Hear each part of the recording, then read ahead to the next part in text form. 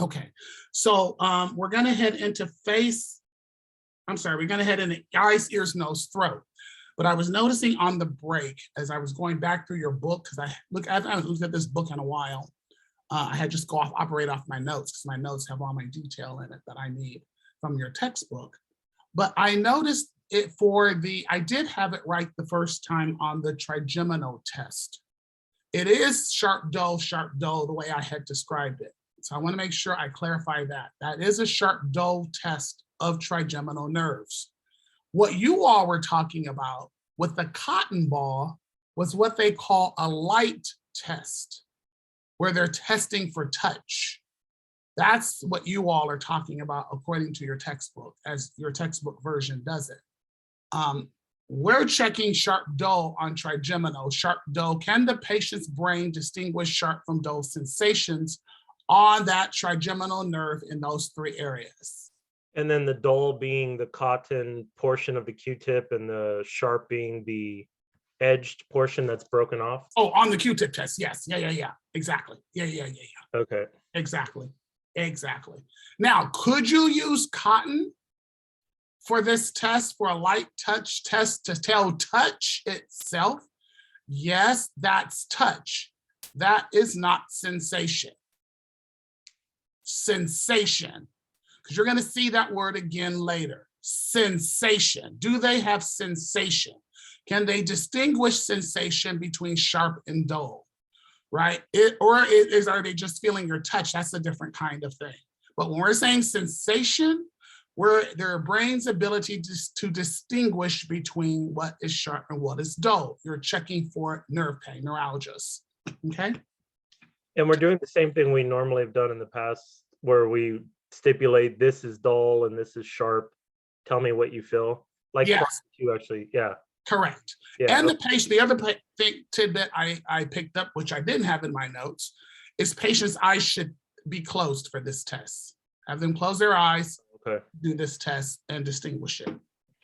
That's the other thing your textbook says. It doesn't make a difference in my real world if a patient, well, probably because they're seeing what you're dull and test, but depending on where you are. But most of the time, I can't see, especially if they have had a stroke where they're having that, the word is escaping me right now, where they can't sense half their body. Paresis, hemiparesis, that's the word I'm looking for, or hemiparalysis, where they're not in touch with half of their body, right?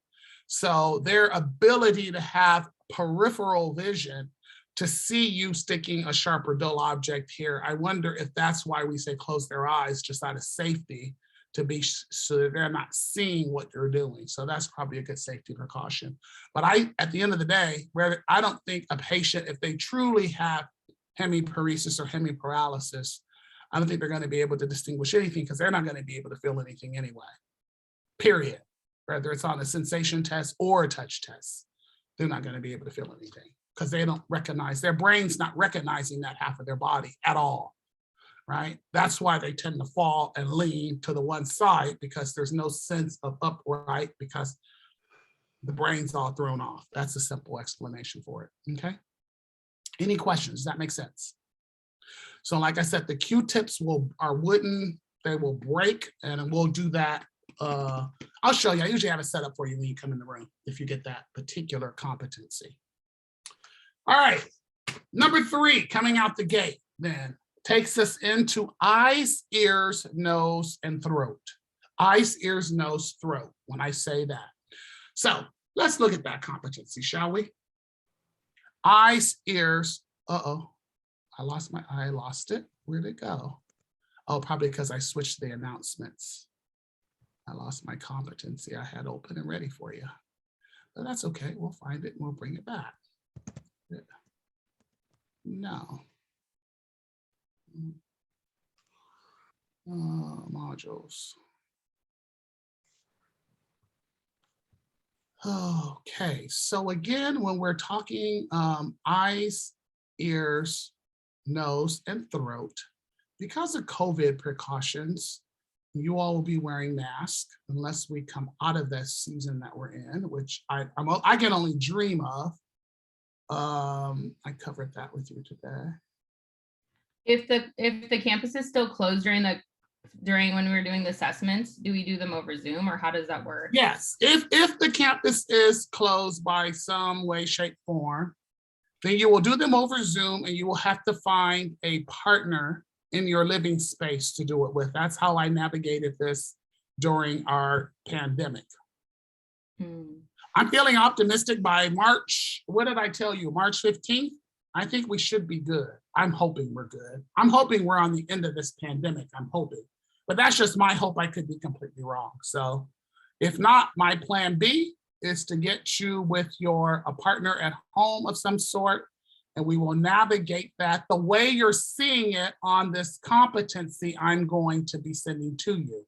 So for example, while I'm recording this, for example, if you had to do a test where I needed to see someone's, for this first one, oh, well, I did it earlier, I'll roll my lid again. If it was a respiratory assessment, you would need to tilt your lens in a way that I can now see your patient's respiratory system and see you doing the tests that are here so I can see the landmarks of what I need to see, right?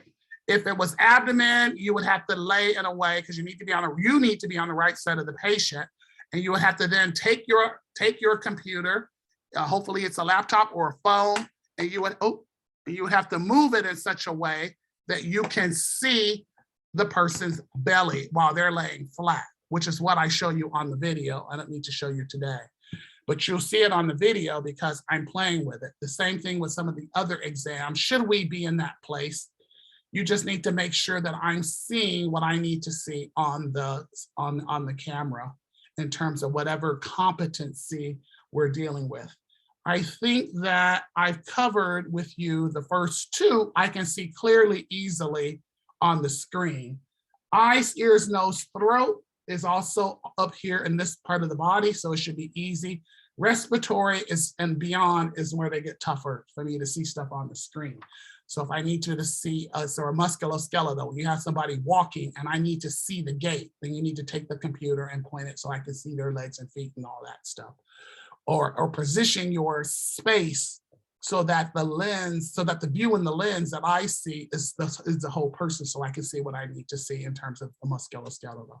But I'm going to be optimistic and hope that we are back in person for a midterm and our final. So that's my wish list.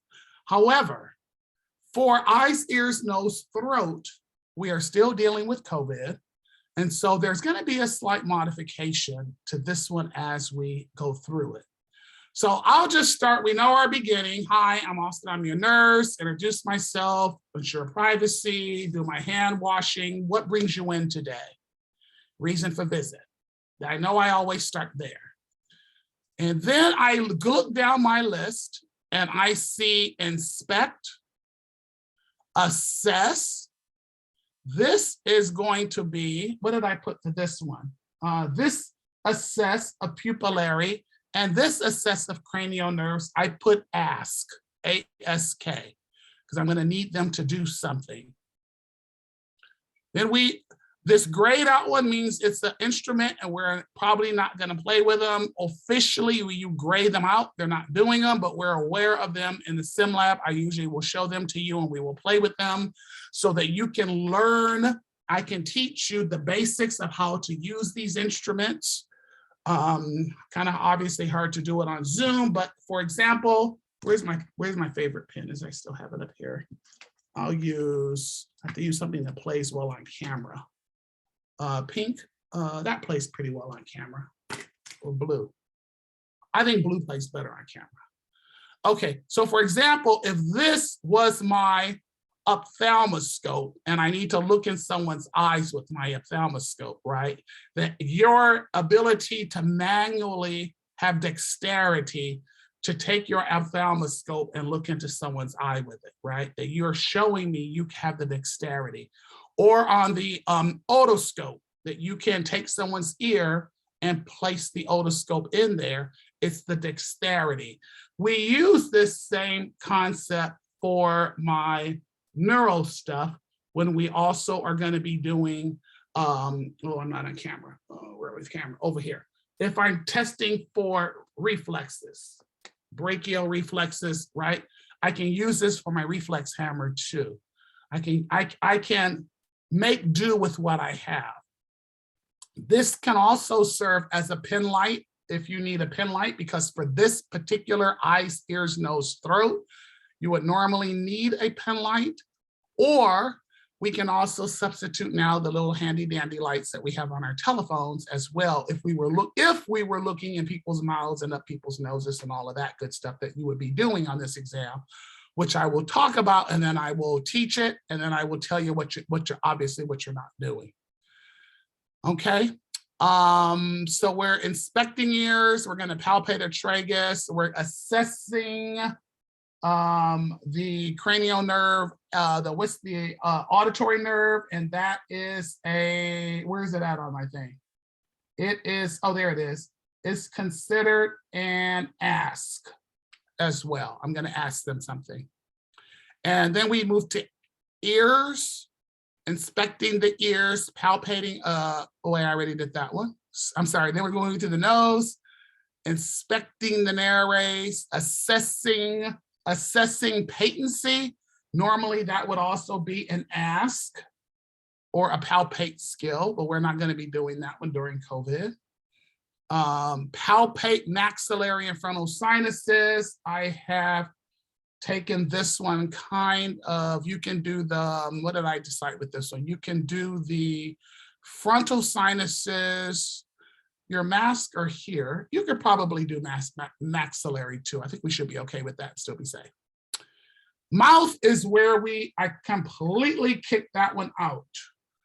However, you can talk about it. So make a note, you were expected to talk about it. So it says assess dentation and oral mucosa. That is in fact should be inspect. That should be an inspection skill, right? So you're going to be asking them to open their mouth and let you look inside of it. And with that, you're looking at the mucosa, the tongue, the pharynx, and any lesions and stuff like that. Same thing with the tonsils. Tonsils are more of a, what did I put here? They're more of a inspect, ask, and palpate, because I'm going to have to use a tongue blade and have them look in with my light and ask them to show me their tonsils. Let me do my little blurb on tonsils, because I do my little blurb I do on tonsils. Let me see. Yeah, there it is. So on tonsils, we're able to grade the level of, oh, that show up, it's a light again. We're able to evaluate the severity of someone's tonsils. Let me put it up this way. So, oh, that's a good way to see it. So for example, 0, in the 0 picture, it says surgically remove tonsils. You see nothing. Then over on 1, you start seeing more tonsils stick out. 1 to 2, right? See the difference in tonsils? And then 2, oh, look at that down there. See the difference? And that's what you see in the back of the throat. That's a 3. Tonsils are beyond the pillars, the thing in the middle. And then 4, tonsils extend to the midline. That's full of tonsils. See the difference? Nice and clear and clean. Say, ah, open your mouth and say, ah. What am I looking for back there? And there's really bad tonsils. That's some tonsillitis major. Okay, that's my visual for you. On in the new book. I'm sorry? What page is that on in the new book? I I can't don't find it. No, I think I pulled this off of another resource. These are just my teaching tools. I don't know if your book gives it as good as that one is. Okay. But you let me know. This is my own teaching tool. I don't think, I'm looking at this and it doesn't say book. This says one of my own. This is just a resource I found for teaching. I think it's it's one of my best visuals. That probably means I don't like the book on this section. I think this is a cleaner description, a visual for you to say 0, I don't see tonsils, or 4, they're completely occluded with tonsils, right? So that would be what you would be looking for if you were going to be doing tonsillar inspection. But that's a great visual. And you can probably find those kinds of resources online as well. I'm just showing you those because it says assess and grade tonsils, right? If you're going, but again, we're not going anywhere behind the mask. And then the other one here, I said you can talk about, because you can talk about these things. Because we could ask somebody, have they had their tonsils taken out? Have you had, tell me about your dental work, right? Have you, do you have all your teeth in? Do you have dentures? Do you have partials? I can assess dentation. Do you have any difficulty chewing, eating food? Do you have any pain or discomfort when you chew? I could ask some questions, right? Same with tonsils. Do you have your tonsils in? Have your tonsils been taken out? Do you have any frequent sore throats or anything related to tonsils? Cranial nerves 9, 10, and 11. Let me give me my notes for this one. I'm going off, that's pretty good off memory. So these are the glossopharyngeal and the hypoglossal nerve that we're talking about here. These uvula and soft palate elevation with phonation, I can assess cranial nerve number 9 just by having the person talk to me. If when I ask them up at the beginning, what brings you in today? Reason for visit. This is where I start cross-referencing, by the way. Oh, they just told me their reason for visit. That tells me that cranial nerve number 9 is intact, and 10, if their voice is present. See, if they're phonating and they're giving voice, or if they're phonating and not saying something, then that's a different problem, right? That's something with maybe 10 isn't intact if there's no voice, right? But if both are intact, which they should be, cranial nerves 9 and 10 are intact. Cranial nerve 12 is checking for your tongue to protrude out and left and right. Midline, out, okay? That means cranial nerve 12 is intact. So I just showed you what that looked like if you were doing it. I would stick your tongue out and just put it to the left and to the right, okay? That tells me you have complete control of that nerve. You are hearing it and you can do it. There's a connection between those two. That nerve's intact, boom, boom, okay? So I would only worry about the 2 cranial nerves in question that you can ask about, because I'm not going to have them stick their mask out and stick their tongue out behind their mask. We're not going to do that one. Okay. Everybody clear on that part? So then let's go back up and let's talk about the other things that are part of this assessment. Remember, I said if you get this one, you're gonna get a little bit of a lighter job if you hear me say this.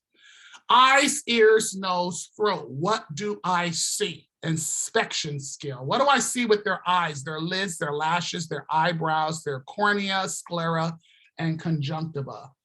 I'm simply looking to see what's there. The lid, and is it symmetrical to the left and then the right, right? I'm comparing one eye to the other and inspecting these eyes. Are the lids droopy? Are they not droopy? Both lids look symmetrical. Let me go into your camera this way. Both lids look symmetrical on the left and the right. Eyebrows symmetrical on left and right. You don't see any kind of drooping or sagging or differences in this side of the face versus the other side around the eye. Cornea and sclera. What are we talking about? Cornea and sclera. What are we looking for there, folks? I'll ask that one as a question. If they have jaundice in the Color? sclera. Jaundice of the sclera. What else? Just color in general, like if they have clear, like white sclera. Is it white? What else may it be? Red. Yellow. What's red? What does red tell me? Irritation. Irritation, right? Or could be what else? Might cause their eyes to have more red. eyes. Dry eyes. What else? Conjunctiva. So it's like pink eye. Pink eye, good. What else? What's more common, especially with nursing? Allergies. Allergies, or common with nursing students? Crying. Weird. Lack of Crying?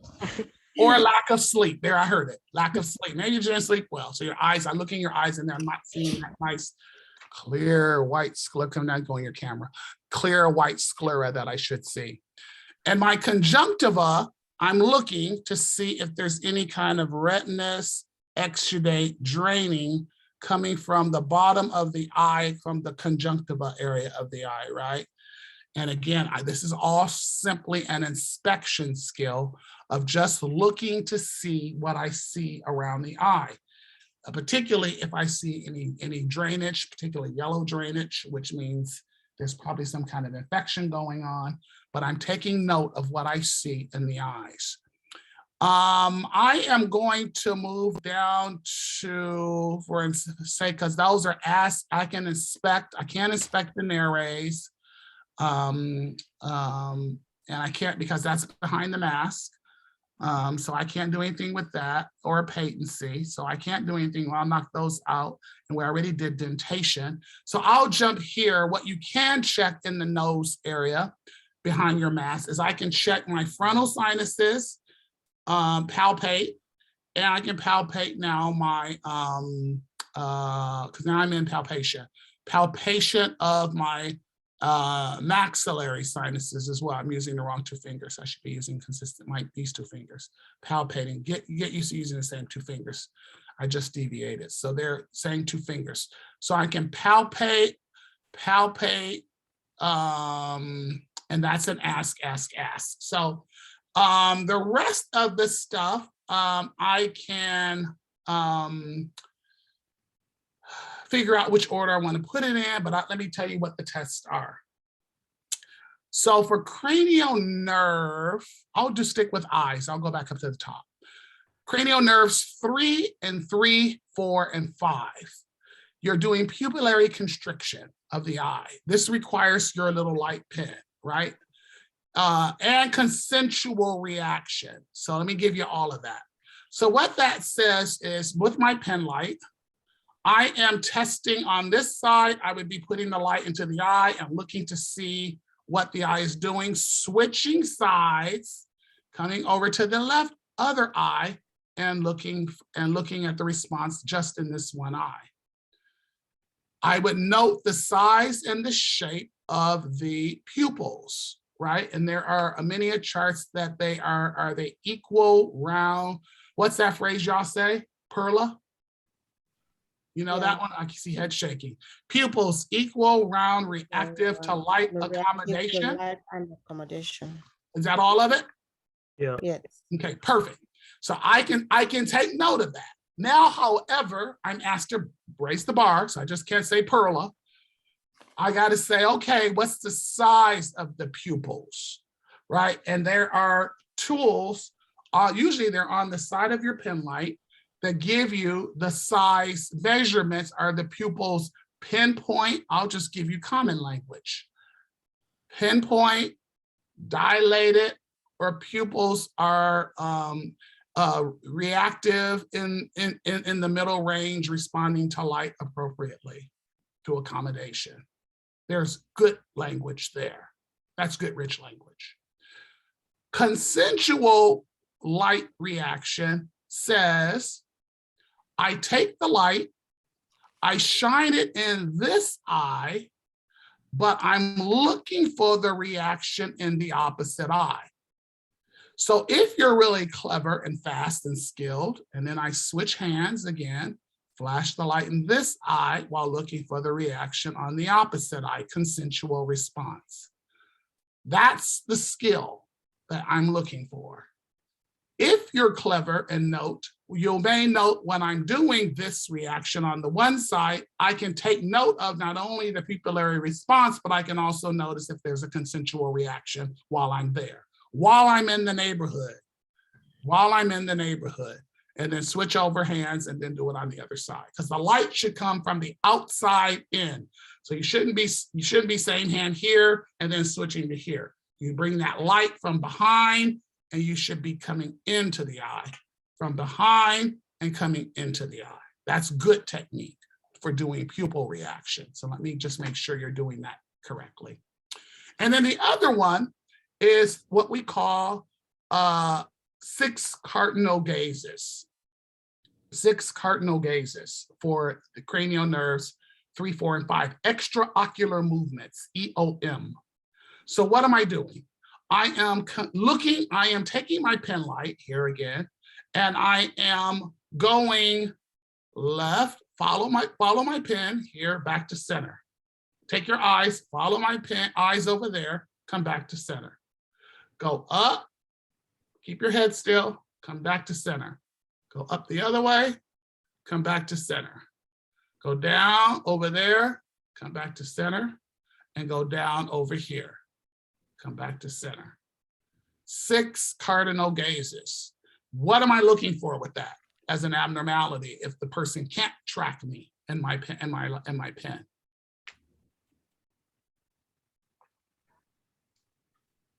That the ability to look left and right and up and down. All right, well, that they're tracking, their eyes can track one, but we're looking for something called nystagmus. Nystagmus means as their eyes should be tracking with you this way, the way you're moving, what their eye will do, you'll see it, it will quiver. It will quiver. It almost has a little seizure. It won't track, but it will shake. So you're looking for that nystagmus. I'm kind of exaggerating it, but that's what I want you to be looking for, that there's a patient able to track all 6 of the cardinal movements, equal and symmetrical on both the left and the right, and that there is no nystagmus noted. That was beautiful, rich dialogue and a great assessment. For the nystagmus, they can also have it for if they're dizzy, right? If they're complaining of dizziness. So how would That I'm not sure. I don't want to give you an answer for that, but that's a great question. Does dizziness always kick off nystagmus? I'm not sure. I don't want to make up an answer for that one. Yeah, I'm not sure. I'm not sure about that, if that's always there or not. And it's 3, 4, and 6 though, right? What did I say? 3, 4, 5? Yeah. Okay, no, 3, 3, 4, 5. 4, 6. Thank you. Me and Roman numerals today. 3, 4, 6 are intact. Okay. Cardinal gazes. Okay. Thank you for clarifying. 3, 4, 6. No, yeah, because 5 is trigeminal. We used to have to memorize all these 12 of these cranial nerves and all the tests. I don't know if you have ever done that one. We're giving them to you kind of out of order because we're giving them to you relevant to the system that we're assessing. And then for cranial nerve 8, the whisper test, palpating the tragus. The tragus, I got tiny ears, is this little part right here in your ear. That's your tragus. And you're palpating this little phalange flue right here on the left, and you're gonna palpate it on the right. Tragus is to see if there's any tenderness. It could be signs of some kind of infection of the ear, but just a little palpation or pinching of the tragus on the left and right, and that there's no tenderness. You would take note of that. That's what they're asking for here. Cranial nerve 8, your acoustic nerve, is a whisper test. So what they're supposed to do for this one is that you're gonna be standing in back of the patient, and you're gonna have them close one ear off, and you're gonna, wait, I'm saying that wrong, strike that. You're gonna go to their opposite ear. Wait a minute. Yes, I'm gonna close the ear off that I'm near, and I'm going to say a word and see if they can hear it in the opposite ear. That's a great way to say it. God, that's weird talking about it and I'm not doing it. It's a whisper test. So can you hear this word? Close the ear off that I'm actually on that side and see if they can hear it with the opposite side. I think I got that right in my brain. That is your whisper test. Make sure I'm getting, my brain is saying I'm doing something weird with that. I think I got that right though.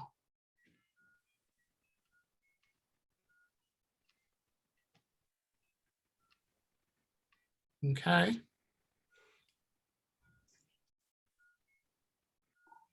The opposite auditory canal is occluded by the patient or examiner. The examiner, yeah. And you can say a word like baby or bus or some word, and they're supposed to be able to hear it. Am I getting this right? No, okay. Now is included.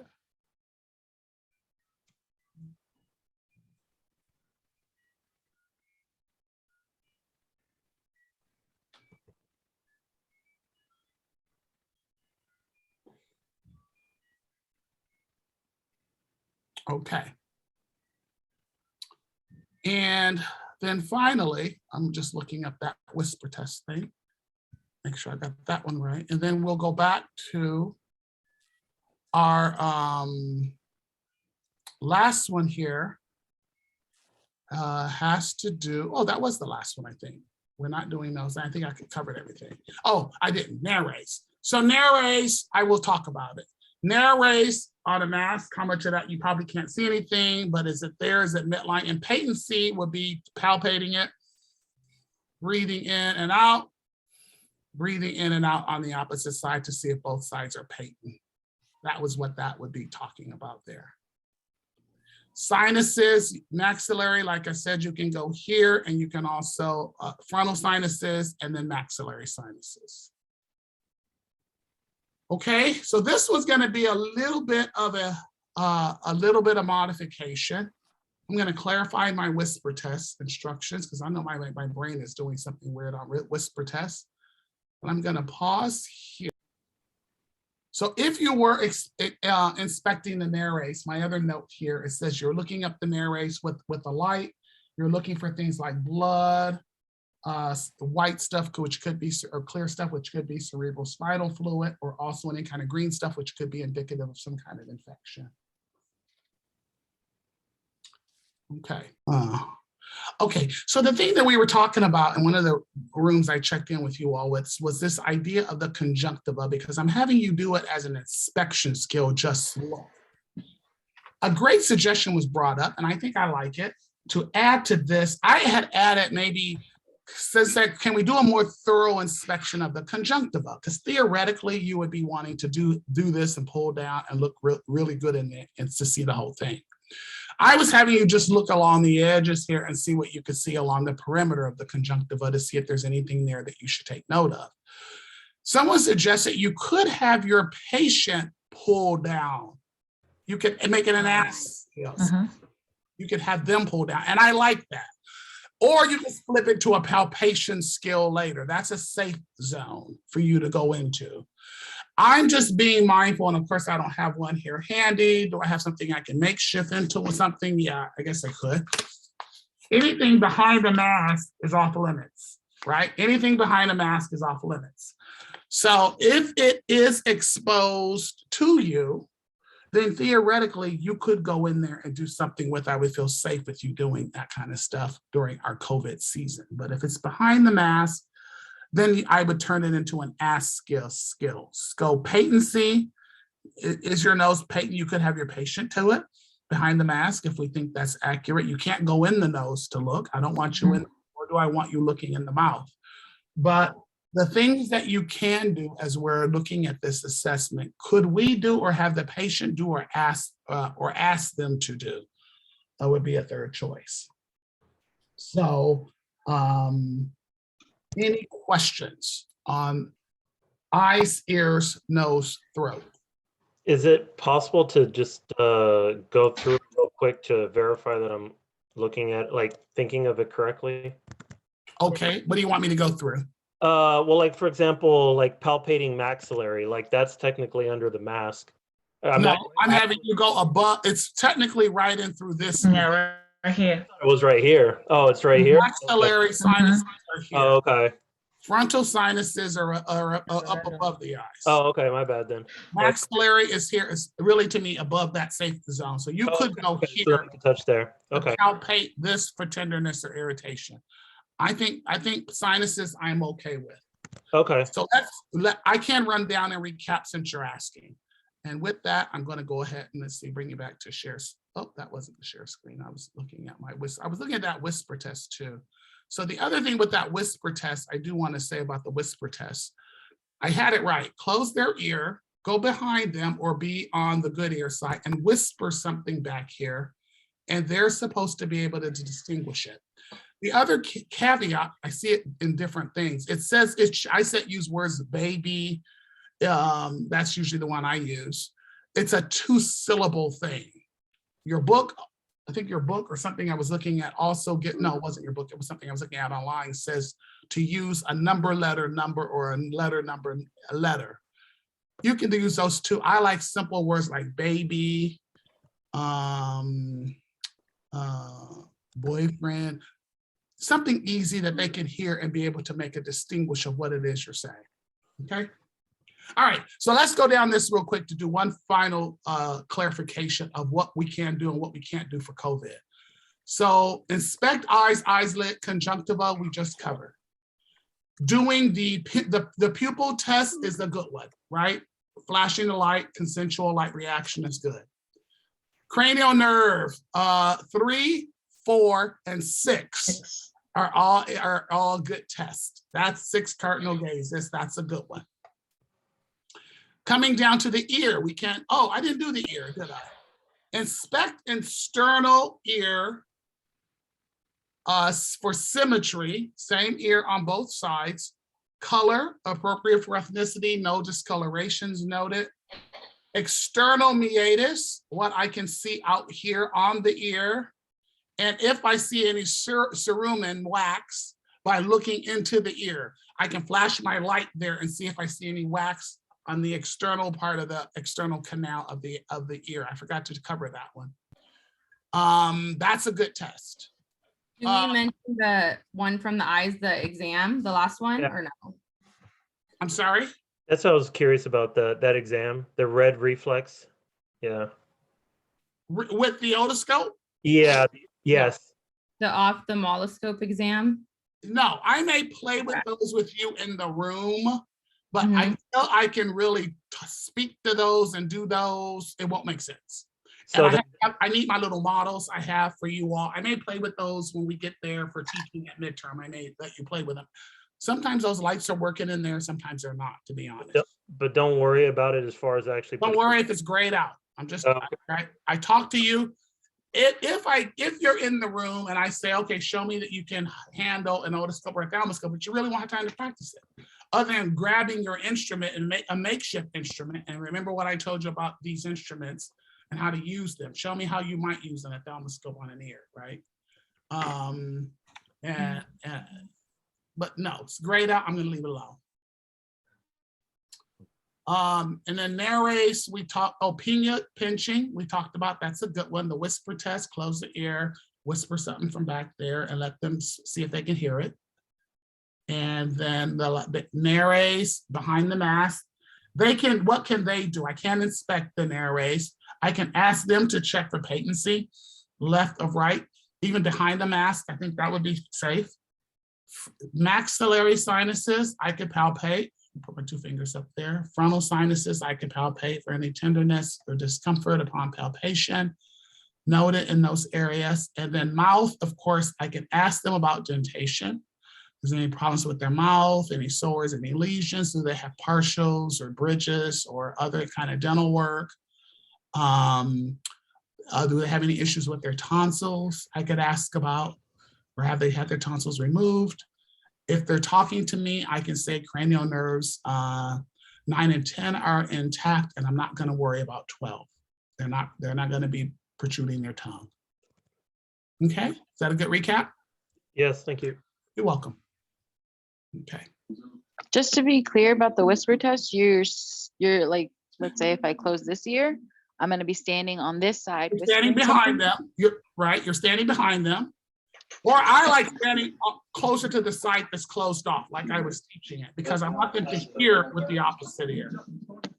Right? Can they Okay. hear me on a whisper? So just basically stand right behind them and close one ear. Because I want them to see if they can hear a whisper, and I don't want to be in front of them because I don't want them seeing my lips or seeing what I'm saying. I have to be behind them to see if they can hear a whisper. Can they hear a whisper, baby? Boyfriend. I should say baby. Maybe on the other side, boyfriend, girlfriend. What else? What other 2-syllable words? Anything So sunshine, right? I'm So for the whisper, if you close let's assume like you're standing in the person's back and you close the left ear, are you going to be whispering to the left ear or the right ear? You're technically whispering from behind them to see. Oh, from if behind. you're Oh, okay. testing the ear.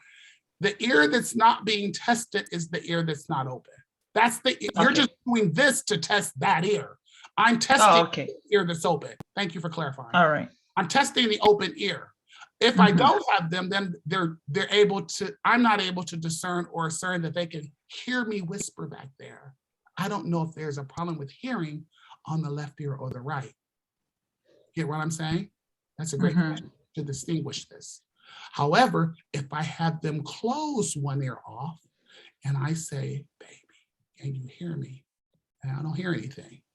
But on this side, sunshine. Oh, sunshine, I can hear that. The problem is with this ear, right? That's where they're having the hearing deficit. That's Gotcha. information for me.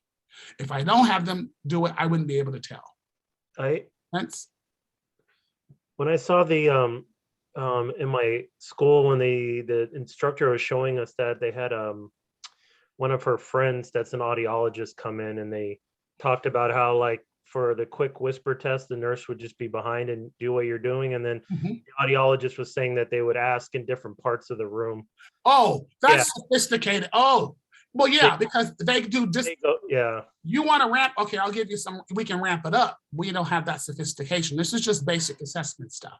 No, But I'm not saying like they were just saying like the easiest thing to do is just like right behind. Oh yeah. Because But you can go all over the place with it. you can go all over the place. You can give them different decibels, right? Yeah. It's having had the hearing test a few years back, thinking I needed I was all ready to get my in the ear implant or my in the ear hearing aid. I was like, I know I must need that. That right ear has never been good. And they're like, nope, you're fine. But yeah, they can put the sounds behind you. They can give you all kinds of decibel. It's very interesting what they can do. I mean, you can do the what do I call it? Well, it's not the time. Is it the time test? It's the tuning fork thing. Mm-hmm. Put it on the head and see if that vibrates and if they hear. There's other tests you could do. Mm-hmm. But for this simplicity of testing the cranial nerve for this go round, like I said, we'll get to neuro. We'll immerse you in neuro later. But let's just, for the front end, we're just keeping it simple.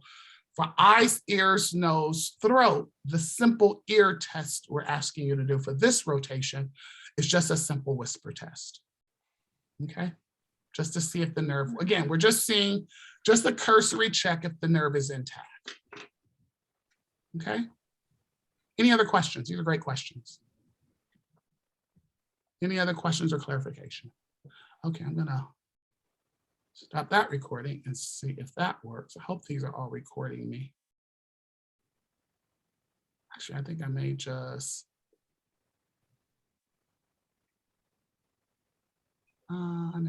pause this one while I'm looking for this. When I think of recording, I think of not recording, when I think of assessments, many of you may have learned head to toe assessment.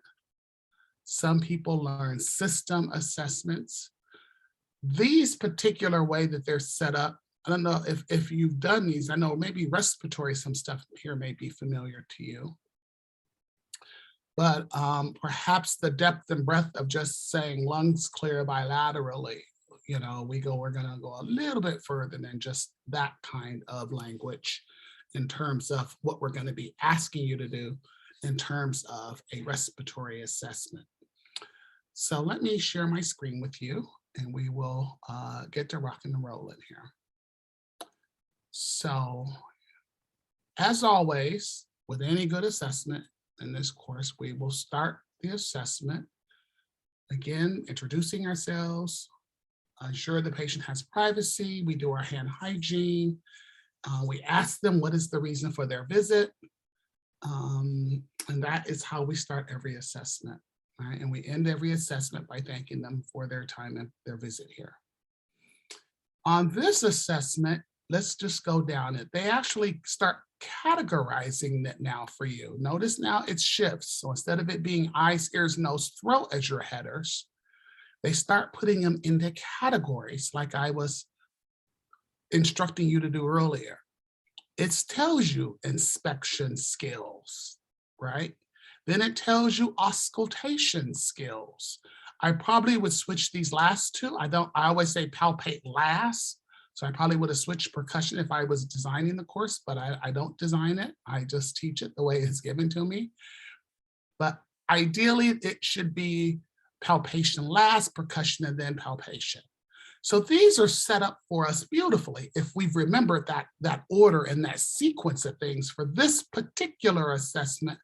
We don't even have to go far. We don't have to even go and look around a whole bunch of places. This one tells us right off the bat, we're starting with a general inspection of the skin color. The difference with this assessment versus the other skin, hair, nails assessment is we are now looking at skin color through the lens of what could be a problem with someone's respiratory system. That's where my lens is now. Before I was just looking at general skin color, talk about skin color. Now my lens is switching to, oh, respiratory, perhaps this person like myself will have asthma or some other respiratory ailment. And so with these respiratory ailments, they may do other stuff to skin that's related to just lack of oxygenation or difficulty breathing or problems breathing, or now we also have COVID and as part of our come from. There could be a number of things that are causing people to have, in our observation of them, and what do we see? Problems with color. So we have our usual colors, right?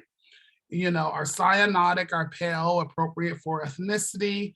Perhaps there's some pallor. There is some redness, some petechiae, or maybe there is a dusky sort of ashen color. I'll give you those terms now because it will relate to oxygenation of their skin. We're looking for nasal flaring, which you may not see if they have their mask on, unless the mask is hanging down here over the mouth. But I'm looking for nasal flaring because nasal flaring would be an indication that this person is having what I call air hunger. They're having to widen those nostrils to bring in more air. You're noting the rhythm and the rate of respiration. Breathing is regular, symmetrical bilaterally, good chest expansion, rate of 16, right? Pursed lip breathing is doing what? Why do people purse lip breathe? What does that mean? For patients with COPD, we teach them to purse lip breathe to get more of that CO2 out that's trapped in their lungs. Exactly. It's a blowing out of CO2. Beautiful. You nailed it perfectly. I couldn't have said it better myself. To blow out, blow out, get that stuff out, because they're retaining CO2, right? Okay. So that is what we're looking for in terms of our initial inspection of respiratory and what I see with this person in terms of their breathing. So I would be looking here at a view that would allow me to see their skin, their nose, how they're breathing, are they using any problems breathing, and their rhythm and the rate of their breathing, and is it regular and does it look symmetrical? Is it shallow? Is it deep? Right? Or is it's just very shallow and it's rapid, right? What am I seeing in terms of that breath being taken? Chest wall configuration is another inspection skill. We're looking anterior, posterior diameter, and we're looking for any kind of deformities or retractions.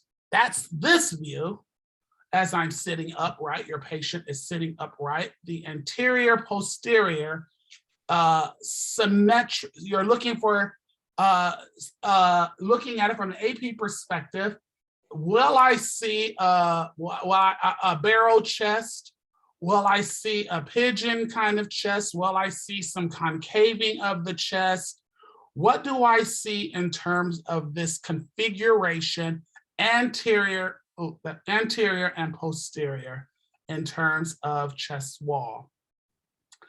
Will I note in my inspection of the breathing, anterior, posterior, if I see any kind of retractions, which are be the chest going in as this person is taking a breath, in terms of retractions. So those are the deformities, and that is what they're speaking about in terms of inspecting for retractions. And then we move down to our auscultation skills. This is now where we're ready to use our stethoscope for the first time. I think mine's in my bag. So I will, do I want to improvise? I will improvise. So I would take my, this is a great thing to use for Austin. This, we'll say this is my stethoscope. This is actually a good stethoscope right here.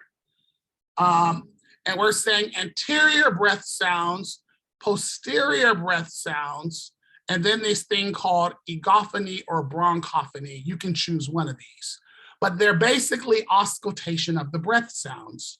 6 areas minimum. Take note of what that says here. 6 areas minimum.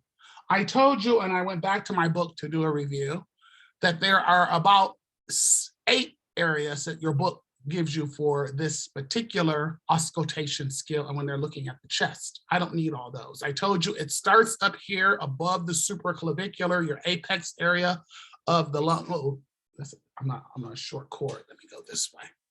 Okay, there's my stethoscope. Take my stethoscope and place it up on the apex and listen in left to right. It's that ladder thing, left to right, comparing left to right. Breathe in through your mouth, in and out. Have your patient breathe in through the in and out through the mouth.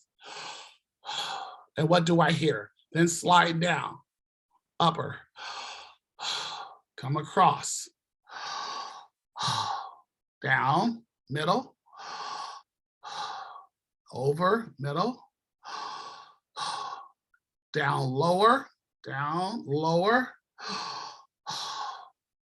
and then over the other side, right? 6 areas minimum. Auscultating anterior and on the same thing, identical on the posterior side of the patient.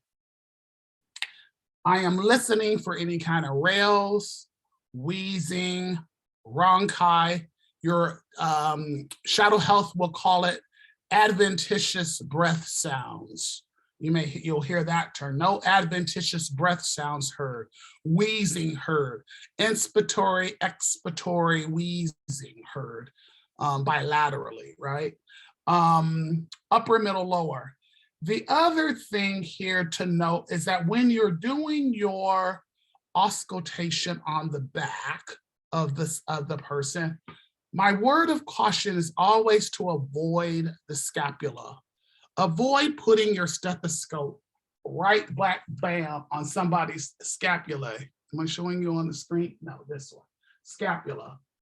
Go in towards the middle area. You'll find your landmark back there where you can hit and hit that space in between. Why? Because the scapula will hinder your breath sound, your ability to hear clearly what's happening in the lungs. So don't give yourself that additional density to go through, but come towards that middle area, work your way around that scapula when you're hitting your landmarks. Your upper, and go down middle, and then your lower will be right below the scapula, because the scapula are the big blades in the back, the big shoulder blades. So just be mindful of those.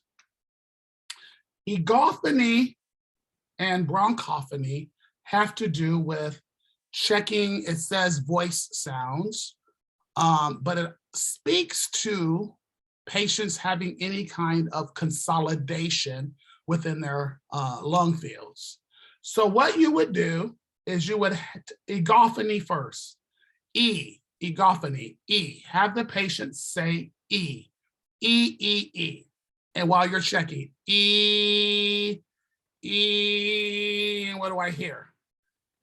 If the sound changes to an A sound, it'll sound like A. They're saying E, but it sounds like in your stethoscope, A. It is a positive egothany test, and it means that they have some kind of consolidation going on in their lungs. mucus, blood, somehow is changing the sound of their voice to move through their lungs. Bronchophony,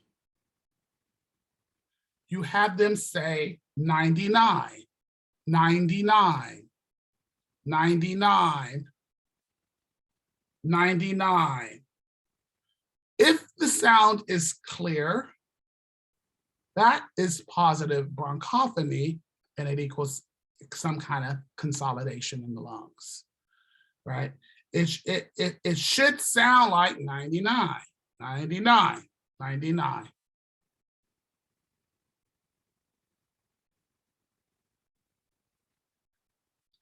It'll be muffled. If it's clear, it's consolidation. And then I'm going to move to percussion because that's the order I like doing them in. Where I go put my hands on somebody. And percussion, and there's a picture of it in your book, page 344. The Egothany and Bronchophony are on page 348. I'll give you those as well. That's in the old book. But for your percussion, what you're doing is you're testing using your finger. I always say kind of the two long fingers. It's the distal phalanges that I'm using to tap. That's actually a good picture. To tap, tap, tap, tap, tap, tap, tap, tap, tap, tap. So now I need to get you all on screen so I can see this motion because I want to see your position for your, oh gosh, it's not letting me do it. There it is. I need to see your positioning for your percussion. So if I get you back on screen. So everyone put up their two longest fingers, these two, tap, tap, tap. Let me see your tap, tap, tap. Distal phalange, tap, tap, tap, tap, tap, tap. Okay, not a fat pad, Andre. It's a tap, tap, tap, down, tap, tap, not this. Tap, tap, tap will give you the best sound. Tap, tap, tap. What else am I seeing? Tap, tap, tap. Same thing, Brandon, go up, tap, tap, tap. Andrea, can you come in the camera so I can see your hands? Come up higher, because I see your, oh, there you go, so I can see you. Tap, tap, tap. Jennifer, you with, let me see your tap, tap, tap. You got too many fingers up. It's one finger and one finger. One finger and one finger. Take your two longest fingers, tap, tap, tap. Eukarya, let me see your tap, tap, tap. Okay, good. Okay, let me see what I'm seeing. Great, thank you. Julia, let me see yours again. Are you tapping or are you flatting or are you tapping?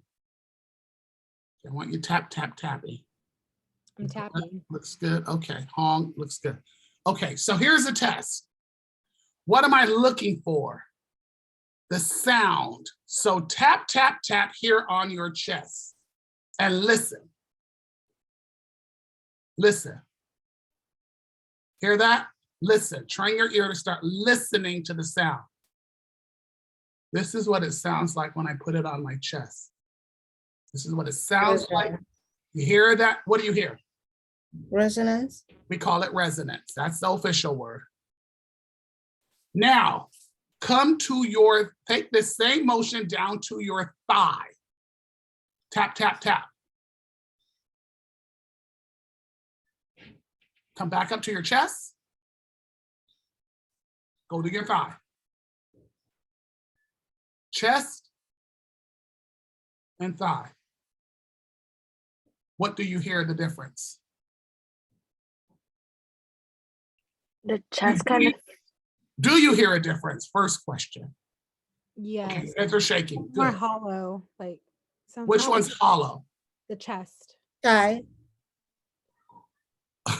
You're saying chest, she's saying thigh. Which one sounds hollow? The chest. It has more like a drum beating. Like a drum beat sound, yeah.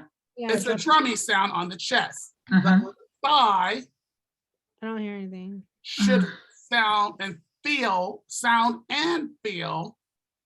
dull. Dull.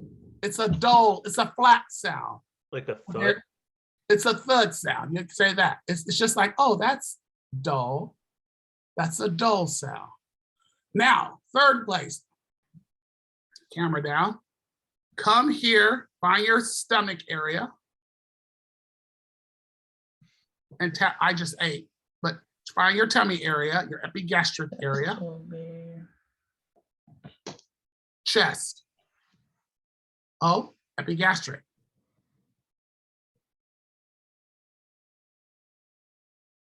Then you got food in it. Chest. Gastric. Food in it. Do you hear a difference? Do you feel a difference? Anybody? What do you feel? I just went in there and ate again. Probably not my best thing. My stomach's full. But do you hear and feel a difference? So chest, epigastric. Huh, that's a little different, my epigastric. Thigh. Huh, that's different too. So the stomach is considered tympanic. It's more of a tympanic sound. If it doesn't have a lot of food in it, it's tympanic. Versus my chest, where it has that resonance, that sort of hollow, like, oh, that's a different sound, like almost like a being in a barrel. And then my thigh is just dull. This will come in handy later. This distinguishing of these sounds and the feel of this percussion skill. We're just doing it first time. So I'll give you a clue. So for example, when we're percussing from the lung and we're trying to percuss to find our area, where does the liver live on the left side? Oh, wait, on the right side. I'll be able to hear the difference in that. We'll play with that skill later. But the liver, when I hit over liver, oh, that's different than chest, right? So you need to begin to train your ears to hear these different sounds. Percussion. You want to go, again, for percussion on the anterior chest, the same 6 areas. 1, left to right, down, middle, left to right, and down, left to right. For lungs, we're doing lungs. And then it's the same pattern on the back, same points for breath sounds that I'm also doing my stethoscope for my percussion skill, avoiding the scapula on the back as well as I do my percussion. So when you do the percussion in the middle of the chest, there's some people that are ladies. It's gonna be different, correct? Like we're not gonna have the same hollowness or resonation when we do like our upper chest. Because are you talking about because you're on breast? Yes. Yes. If you're on breast tissue, Oh, right. because we're on breast. I was Well, like, what? Right. If there's breast implants, if they're big breasts, are they small breasts? All of these are variables, right? That could impact my sound. Absolutely. So my job for a resonance is to get on the chest wherever I can. I'm still comparing left to right. So the sound and the resonance should still be there. If they're bigger breasts, right, I may have to ask them to lift their breast up and go under the breast. Under the breast, lift breast up, go under the breast for middle, and then go down lower to the lower by the rib cage, the bottom of the lungs, down here for my lower. That makes sense? Yeah. That's also going to be similar when you encounter your cardiac sounds and all of that stuff. We'll get to that when we get there. But if they're breasts, size of breast could be a variable. Just move the breast around. That's no biggie. So you can move it? Have your patient move their breasts around so you can get to where you need to get to. Okay. Ideally, you're putting the stethoscope against the rib cage or as close to the rib cage as you can get to hear your breath sounds. Now, the other part of this I need to mention on breath sounds, important note, is that you're supposed to do all of these sounds for breath sounds with the bell of the stethoscope and flip it over to the diaphragm. Bell and diaphragm. So you're literally doing these breath sounds twice with bell and diaphragm. They'll ask you to do bell and diaphragm on other tests, so I'm breaking it in and introducing it here because this is our first time getting into our stethoscope for respiratory. But bell, diaphragm, flip it over, check it, the sound of it, and then make sure you have the right place, and then check the differences. Again, having the patient breathe in and out through their mouth. Big breaths in and out through their mouth. Any questions?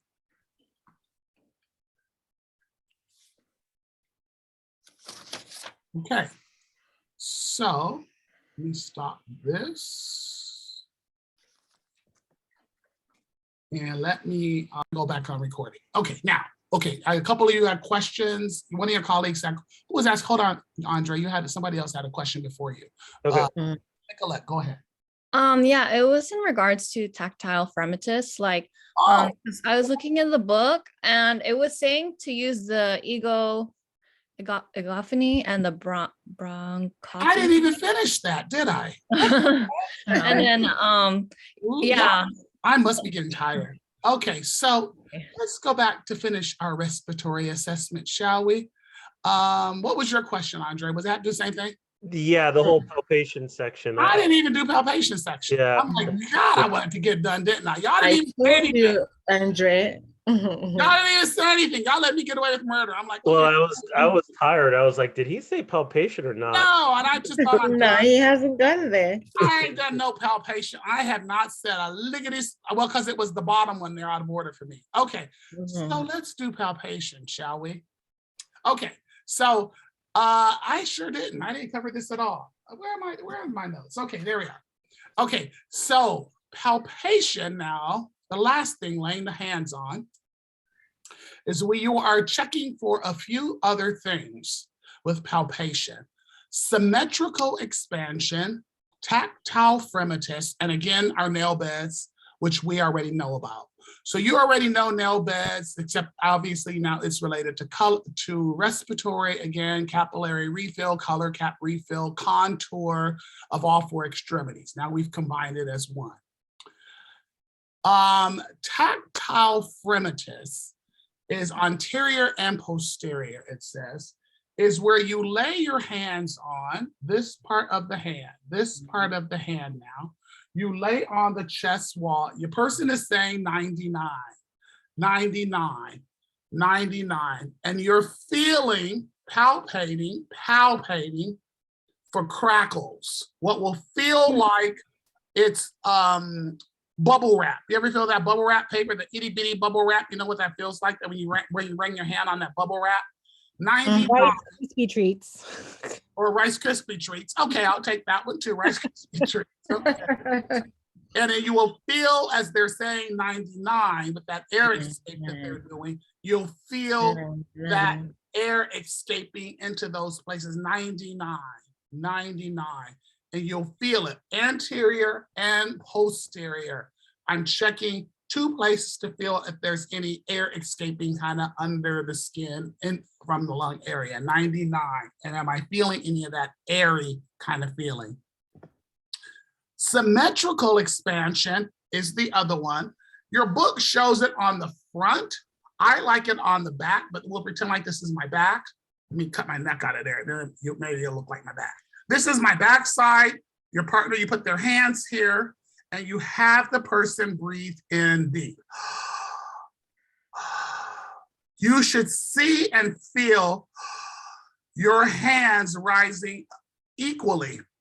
On the back side, because your thumbs are together around this person's waist, you will see, let me go back on camera, you will see your thumbs move apart as the person, as they take that breath.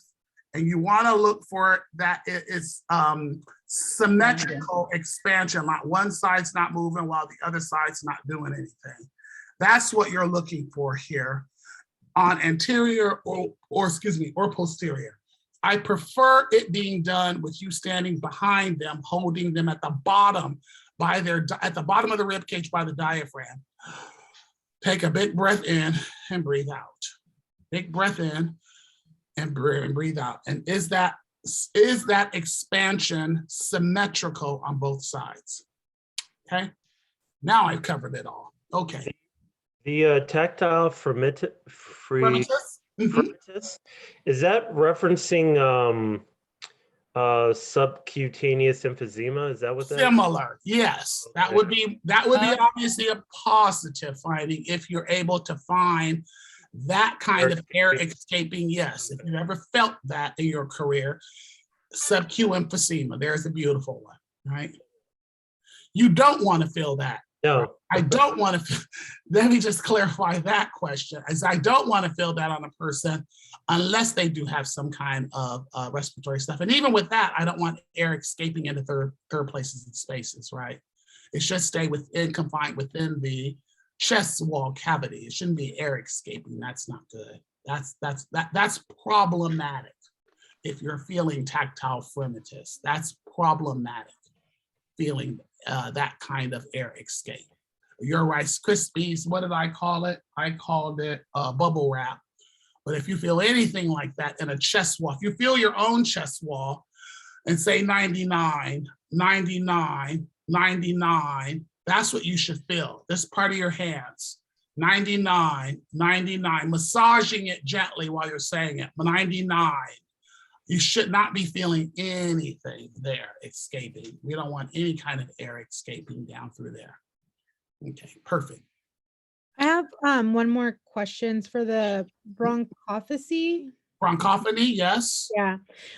You said when they say 99 and you're auscultating, if you hear it clearly, then it is negative or positive?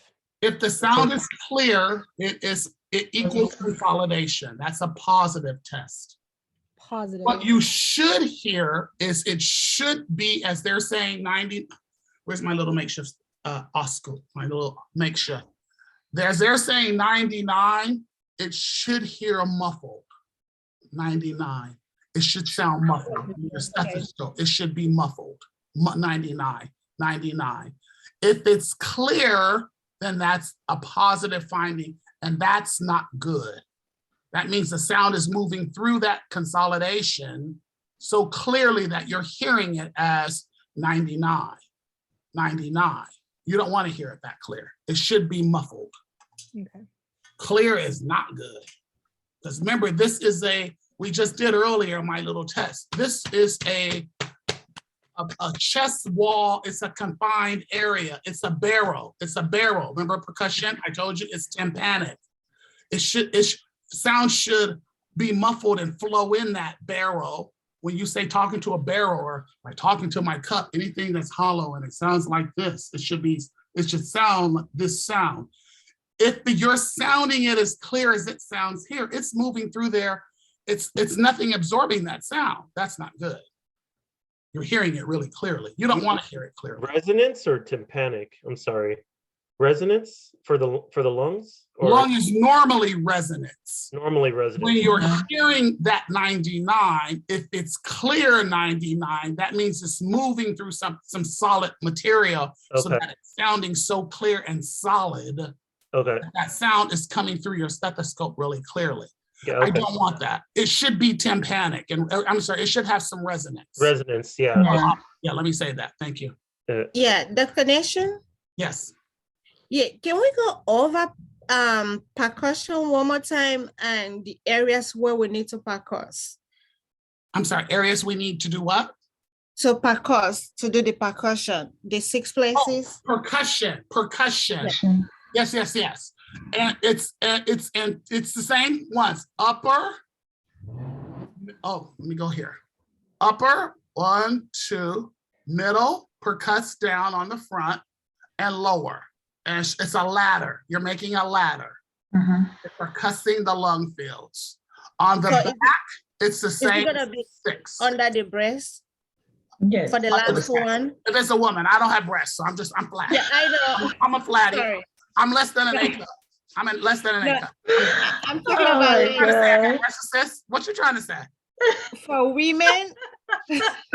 Like for women. No, I don't have breast Okay. food there. No, I'm okay. I'm good. I got a little fat, but we're okay. Okay, for the female, you gotta do like the first is gonna be at the Start upper. high, yes, and then Yeah, go yeah. middle under breast. I'll pretend I have breast right now. I'll make this a break. Uh-huh.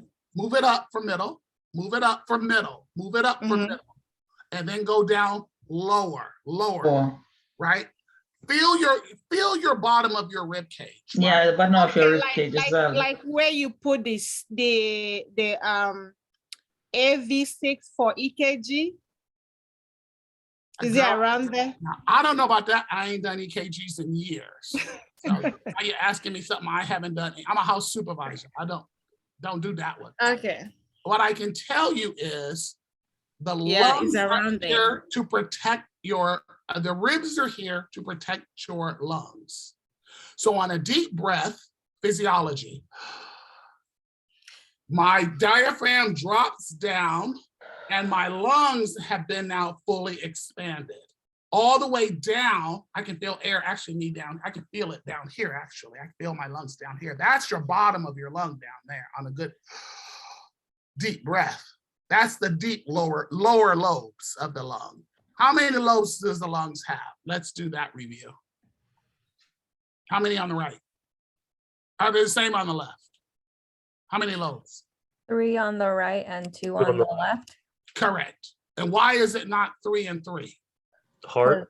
The heart is in the way. It's taking up some space in there. Exactly. So that's what you're trying to get to in terms of hearing that breath sound or auscultating that breath, or percussing that breath sound. You're checking those lobes of the lung. If you didn't have skin and you could see what you were breathing where you're putting your stethoscope, you should be hitting those different lobes.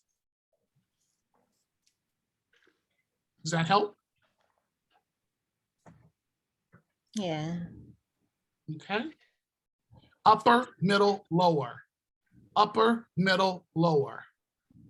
Remember, I say 6 to keep it simple for you. If you want to go hog wild and do all the ones that are indicated in your textbook, have at it. You only need 6 for me. Give me upper, middle, lower, and I'm happy with good technique. Bell and diaphragm, right? And do I hear any differences between the breath sounds?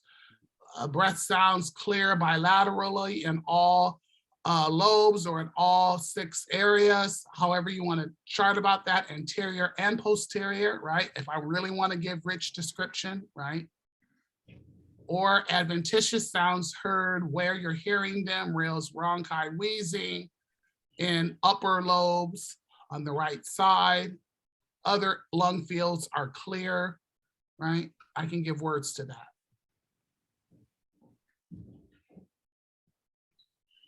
Other questions? Good questions. Okay, so you feel solid, you've got all 4. Practice, practice, practice. When I see you again, you will be showing me your best A game on these. If I pull one of these 4 up, skin, hair, nails, go, 10 minutes. Face, head, neck, lymph, go. Respiratory, go. Ears, eyes, nose, throat, go. You got it. That's what you're practicing. That's your competency. I will send recording of this video out. I will also share with you my classic YouTube video so you can see it in its entirety. And they take about 10 minutes once you refine it and get your routine down. Oh. But it's memorization and it's having a routine that I know that you know what you're going to do when you're on the clock. And you all have your times, That's when I will be convening with you. Stay tuned.